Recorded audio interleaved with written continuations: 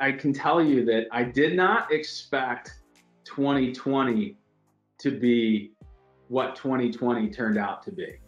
Thinking about that and where we are today with capacity, it's still pretty tight.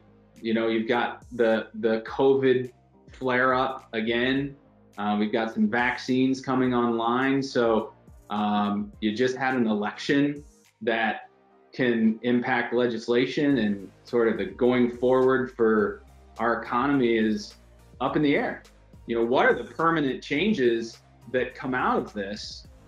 Just makes 2021 all the more uncertain as to how things play out. So if I were making an educated guess, I would say that at least through the first half of the year, we're going to continue to see pretty tight capacity in the market. I think that people are still spending. They're spending on goods more so than services. So I think that we're going to continue to see inventories that need to be rebuilt, that were bled down in mid 2020 and have really worked to get back to normal in the second half of the year. And I think they're going to continue to do that in the first part of 2021.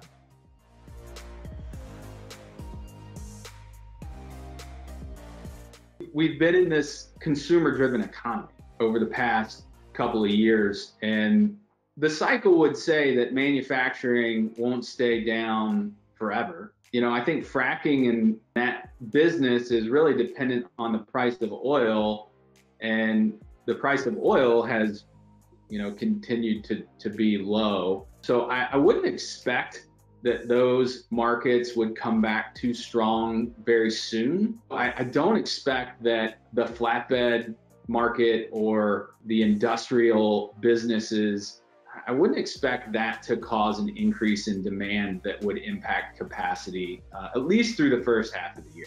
When it comes to manufacturing, I think that shippers are looking to shorten their supply chain. You know, thinking about how that's going to change will really depend on what shippers decide to do as far as where they keep inventory, where they manufacture their goods. And I would expect that, you know, with the new administration, there are typically changes that come along with that. So when it comes to manufacturing in Mexico and the demand of freight inbound to the US, I think a lot of that will probably depend on legislation and some of the things that typically take place when a new administration takes office.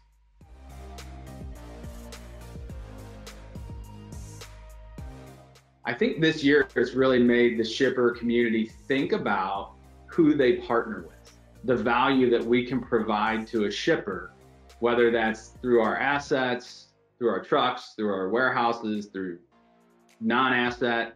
I think for us, we focused on our strategy with, you know, delivering customer value, innovation, continuous improvement, and most importantly, you know, developing our talent and our people to provide customers with the resources that they need in order to execute and be relevant in the future. So I think really it's taking stock in who they partner with, who's the right partner, and what do they get out of it in the long term.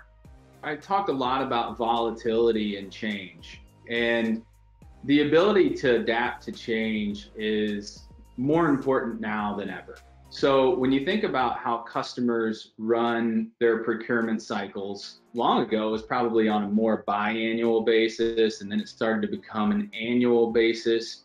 And today we're starting to see customers do their procurement events either on a semi-annual basis or a quarterly basis in order to stay on the front edge of change. So if they are slow to adapt to the market, they'll be left without the ability to move their freight, right? Capacity gets tight and other shippers in the market take advantage of, you know, the equipment that's available, and they're going to struggle to move their freight. But if they continue to look at partnering with the right people, running more frequent procurement events to keep what they're paying to their partners in line with the marketplace, I think that's probably best practice right now with going to market.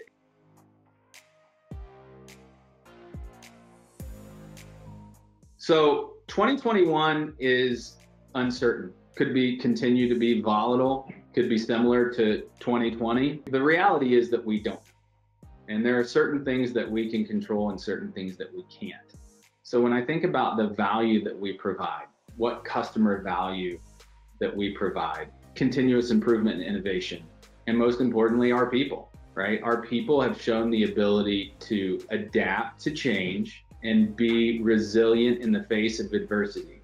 Because let's be honest, 2020 has not been an easy year for the shipper community, for the providers that service them, but our people have found a way to get things done for our partners. And I think that's really the value that we bring to our partners in 2021 is the ability to get it done no matter what the environment with our people.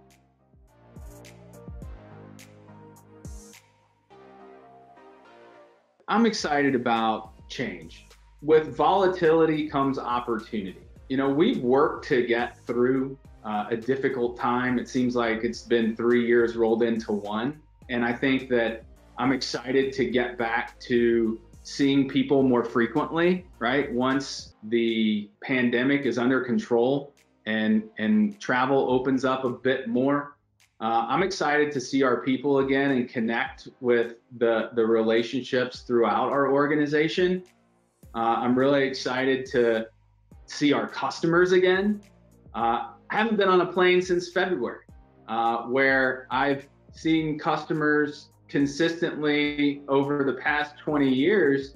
I'm excited to get back to some of that. It's the people that make the difference. So seeing people in our different offices and different operations, seeing our customers and really having the opportunity to spend some time with them to develop the relationship and partnership, those are the things that I look forward to.